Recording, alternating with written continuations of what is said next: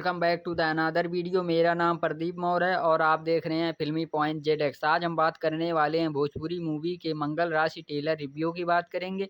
इस मूवी में अरविंद अकेला उर्फ कल्लू और प्रियंका रेवड़ी, सिप्पी भट्ट जैसे दिग्गज कलाकार देखने को मिलेंगे। मंगल राशि मूवी का टेलर रिलीज हो गया है और ये मूवी कैसी होने वाली है, किस प्रकार की स्टोरी होने वाली है, तो वीडियो में लास्ट तक बने रहें बिना स्किप किए। दोस्तों, अगर आप हमारे चैनल पर नए हैं तो चैनल को जरूर सब्सक्राइब करें। इस मूवी के ट्रेलर में यह दिखाया गया है कि अगर किसी लड़के की राशि में मंगल दोष है तो उसकी शादी के बाद उसकी ज़िंदगी में क्या-क्या होता है। और दोस्तों, कल्लू मांगलिक होते हैं, उनकी शादी नहीं हो रही होती है। एक बार उनकी शादी हो रही होती है तो पंडित जी भंडा फोड़ देते हैं कि लड़का मांगलिक है। उसके बाद कल्लू को खूब मारते पीटते हैं लड़की वाले।